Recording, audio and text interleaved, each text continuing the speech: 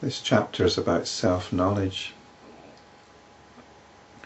And it's been pointed out how subtle this self-knowledge is. It's knowledge of the consciousness which underpins our being. It's that consciousness by which you're aware of this video right now. It's that consciousness which is thinking about this video or whatever else it might be thinking about right now. It's an intrinsic component of our experiencing. In fact, it's the fundamental component of our experiencing. Perhaps you've touched it, perhaps you've realized it. It can be quite a revelation at first, when you first realize the nature of your own consciousness. But then you might think afterwards, well, what was the big deal? What was the big deal? And you might even dismiss it. You might dismiss it. Because it's so subtle that you can dismiss it just like you might dismiss a dream or a memory from the past. But we're being told now that it is a rock. It's a rock that cannot be destroyed. No one can break it. Everything exists within this rock. It's massive. It's indivisible. This is the mass of consciousness. And Ram had asked the question, if this rock was indivisible, how could Vasistha see inside it? But the answer is that we're actually inside it. We're inside this rock of consciousness. Vasistha said, indeed no one can break it, but since I am within that rock as an impression in it, I am able to see all the rest. It is the supreme reality of the self that I have thus described to you. We are integral parts of that indivisible infinite consciousness. This space, wind and other elements, all these actions and activities, all these conditionings and the time sense, all these are limbs of that being. Earth, water, fire, air, space, mind, buddhi and the ego sense are limbs of that supreme self. I think this is the jiva, basically. It's the puriyastaka. What else is there other than this infinite consciousness? The objects of this world are but pure awareness or experiencing, which is a mass of pure consciousness. It's the primordial fact, this being, this sense of being. So we shouldn't dismiss it. This is part of our habitual tendencies, is to diminish our own consciousness. And it's hardwired into certain aspects of modern culture that likes to say that our consciousness is simply an arrangement of hydrogen atoms. That's a diminishing notion.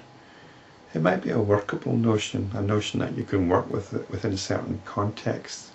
But in terms of our existential being, in terms of our direct experiencing, it's a notion like any other notion. We don't need to identify it. We don't need to let it detract from our sense of being, which is infinite, omniscient. It's omnipotent.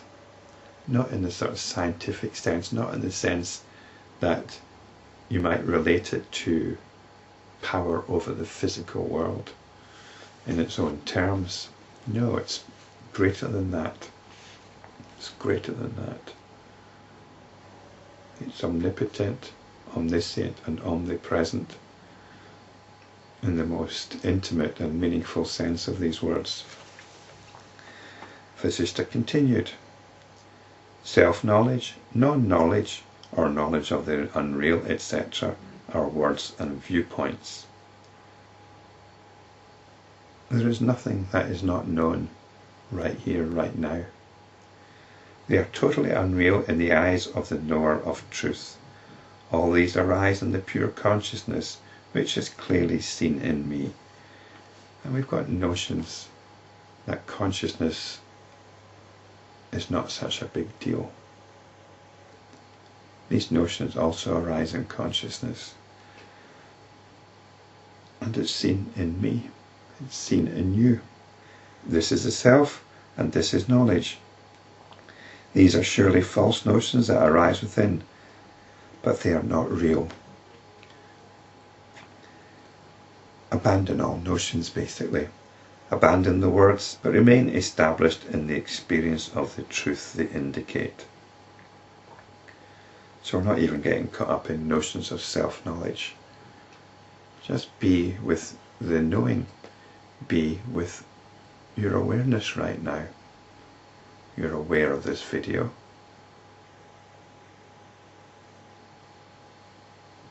That awareness which is with you all the time.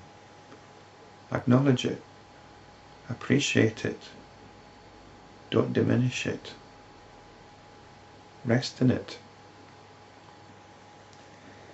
Though countless activities go on within it, it is utterly silent and tranquil. Though it is described in countless superlatives, it remains undisturbed. Though it is constantly in motion, it remains stable, like a rock. It is a rock.